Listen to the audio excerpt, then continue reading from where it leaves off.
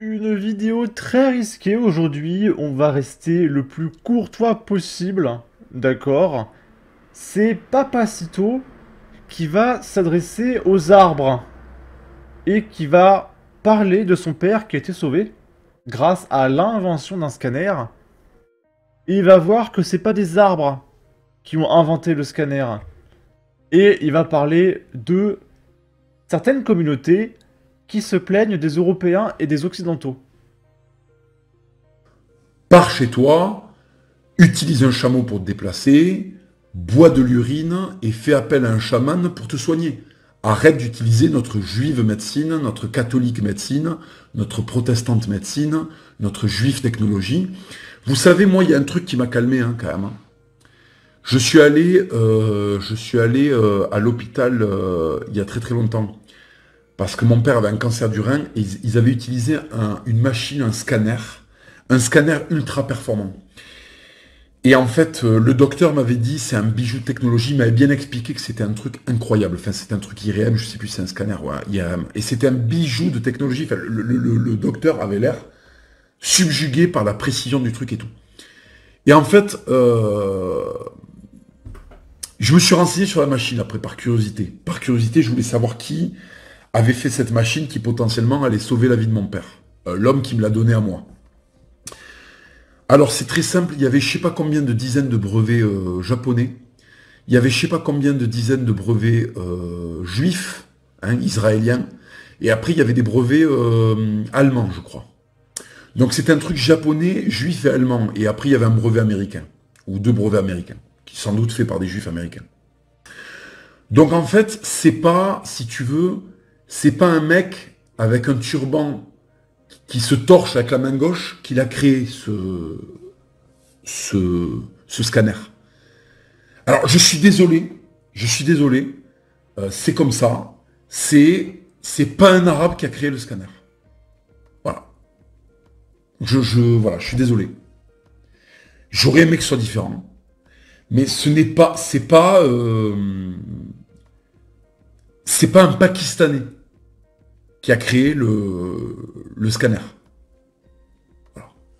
Donc je peux pas détester le japonais, je peux pas détester le juif, je peux pas détester l'allemand, qui a mis en branle son cerveau de Koufar, je le rappelle, son cerveau de Koufar, pour créer un outil qui va sauver la vie de mon père. Voilà. Voilà. Il n'y a pas un mec qui est arrivé, qui a fait... Et là, tout d'un coup, il y a un scanner qui est sorti du sable. Ça ne s'est pas passé comme ça. Ça ne s'est pas passé comme ça.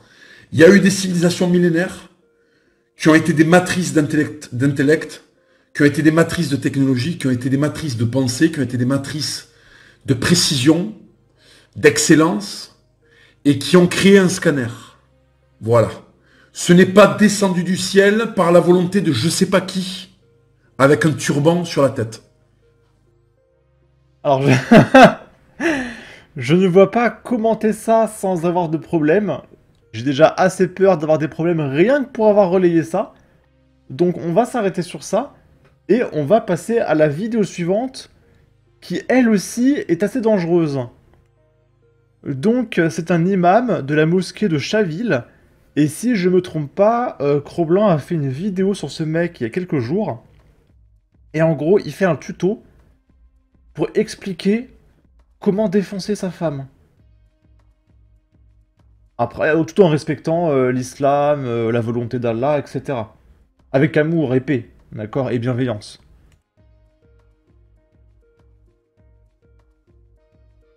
Alors, pour taper aussi, t'as pas le droit même de le parler mal en public. Ça, c'est interdit dans l'histoire, en fait, il a dit. Surtout de les taper en public. Ah oui, c'est la base, les copains. Si vous défoncez votre femme, il faut pas le faire devant tout le monde. D'accord? Seulement quand il n'y a aucun témoin. Et là, Allah, il sera d'accord. Ok? T'as pas le droit. Pas en public, d'accord. Pas en public. On voit les gens, ils tapent leurs femmes même devant leurs enfants. Ça se fait pas. T'as pas le droit. D'accord. S'il a fait n'importe chose qui ne va pas, il faut l'attendre que vous soyez que deux. Ça va D'accord. rester qu'entre vous. Deuxième chose, Avant de la toucher, si tu lui tapes, ne le touche pas son visage. Ouais. Troisième, si tu lui tapes, il faut avoir l'intention de la taper. Ouais. On ne tape pas une femme que, ouais, ça fait combien de jours il m'a coupé le lit. Ça fait combien de jours il ne fait pas manger. Ça fait combien de jours il crie sur moi. Mais si tu tapes ta femme avec la haine, sache que tu ne vas pas la taper comme il faut. Un. De deux, tu vas la blesser. Tu n'as pas le droit. De trois, elle ne va pas le faire. Parce que tu n'as pas les bonnes orientations. Si tu tapes une femme, il faut la taper que je vais la éduquer. Mais quelle horreur! Donc en gros, il faut pas taper sa femme avec méchanceté. Il faut la taper pour lui inculquer la discipline. D'accord? Genre, elle a mal fait une chose, tu la tapes pour lui dire non mais fais comme ça. Et du coup, attends, on va faire quelque chose. On va faire quelque chose. On va faire... Ah tiens, il y a un mec qui l'a fait. J'allais taguer Sandrine Rousseau. Pour savoir ce qu'elle en pense, en fait. Sandrine Rousseau... Mathilde Panot... Elle est où, Mathilde Panot? Panot... M'a bloqué. Ah non, elle est là. Jean-Luc Mélenchon... Thomas Portes... Adrien Quatennens, je pense, c'est pas mal aussi. On peut taguer qui encore? David Guiraud? David Guiraud... Il est où, David Guiraud? Où es-tu, David Guiraud? Il est là. Qui c'est qu'on peut taguer encore? On peut taguer Manon Aubry. On peut taguer Marine Tondelier.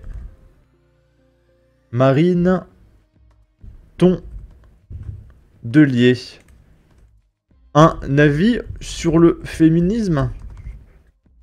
Parce que j'aimerais qu'il y ait un féministe qui me réponde. Qui réponde à cette vidéo, en tout cas. Ça serait très intéressant. Pas la haine. D'accord. D'accord? On ne les tape pas parce que j'ai la haine. Non, je la tape parce qu'il est arrivé à un bout, il est arrivé à certaines choses. Par exemple, il ne veut pas faire la prière. Vous êtes tous dans la chambre, tout de suite. Je dis, moi je t'avais pas dit de faire ça. Je dis, quoi? Et tu t'énerves, tu cries ça. C'est marrant parce qu'on dirait que le mec raconte son histoire, donc c'est du vécu. C'est très précis. Donc je pense qu'il fait ça avec sa femme, c'est même certain. Essaye de chercher quelque chose pour la taper. Il faut voir comment tu vas bouger comme un lion. Elle va dire que si il m'a trouvé où je vais me tuer. Même si tu prends une petite ceinture, touche pas le visage. Si tu l'as tapé par exemple, si tu l'as fait peur, après il t'a obéi. Sois douce tout de suite.